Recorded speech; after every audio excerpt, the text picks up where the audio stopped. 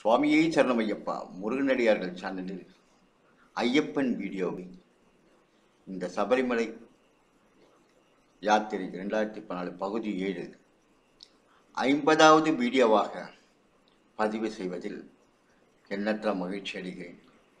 சுவாமியே சரணமையப்பா, சுவாமியே சரணமையப்பா.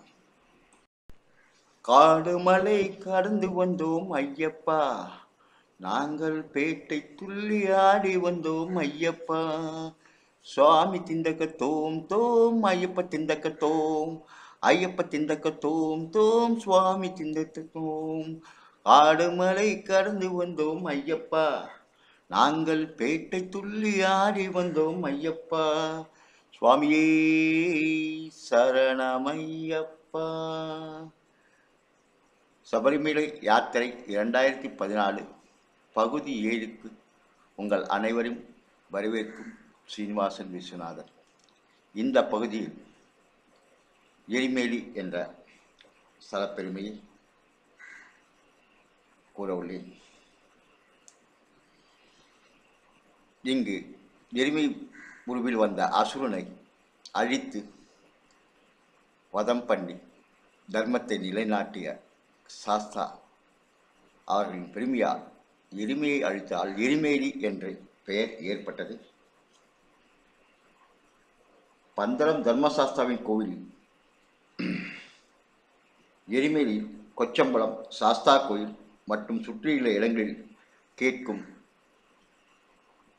சங்கின் ஒளியும் சரணாகோஷத்துடன் பாபர் மசூதியில் எழும் தொழுகையும் அமைதியான சூழ்நிலையில் நாம் கேட்க முடியும். இங்கு நிலவும் அமைதியான மத ஒற்றுமைக்கு இது ஒரு எடுத்துக்காட்டாக விளங்குகிறது. பேட்டை துள்ளல் இது பக்தர்கள் கூட்டமாக துள்ளி ஆடும் ஒரு ஆட்டமாகும். இசைக்கருவி முழக்கத்தின் பின்னணியில் ஆவேசம் வந்த நிலையில் ஐயப்ப பக்தமார்கள் பேட்டை துள்ளில் கலந்து கொள்வார்கள். முகத்திலும் உடலிலும் வர்ண பொடிகளை பூசிக்கொள்வார்கள்.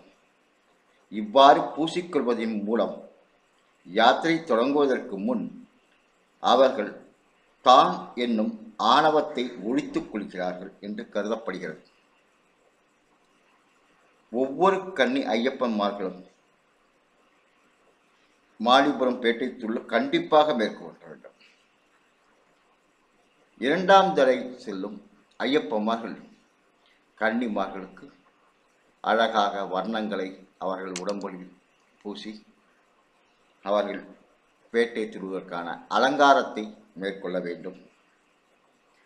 அவ்வாறு அலங்காரம் முடித்தவுடன் தாரை தம்பட்டத்துடன் சாமி திந்தக்க தோம் தோம், ஐயப்ப திந்தக்க தோம், ஐயப்ப திந்தக்க தோம் தோம், சுவாமி திந்தக்க தோம் என்று கன்னிமார்கள் பக்த கோஷத்துடன் வாத்திய கருவிகளுடன் பேட்டை துள்ளை ஆரம்பிப்பார்கள். இந்த பேட்டை துள்ளல் நடைபெறுவதற்கு பல காரணங்கள் கூறப்படுகின்றன. இருப்பினும் பேட்டை துள்ளல் என்பது இனிமையான ஒரு ஐயப்பன் சபரிமலை யாத்திரையில் பங்காகும். சுவாமி ஐயப்பன் நடைப்பயணம் மேற்கொள்ளும் எல்லா பக்தர்களும் எரிமேலி வந்து பேட்டை துள்ளி கன்னிமார்களுடன் பிறகு பயணங்களை மேற்கொள்வார்கள். எரிமேலி சாஸ்தாவே சரணமையப்பா. அடுத்து பகுதி 8 பம்பை முதல் சன்னிதானம் வரை உள்ள தலங்களை சமைப்போம். சுவாமியை சரணமையப்பா, சுவாமியை சரணமையப்பா.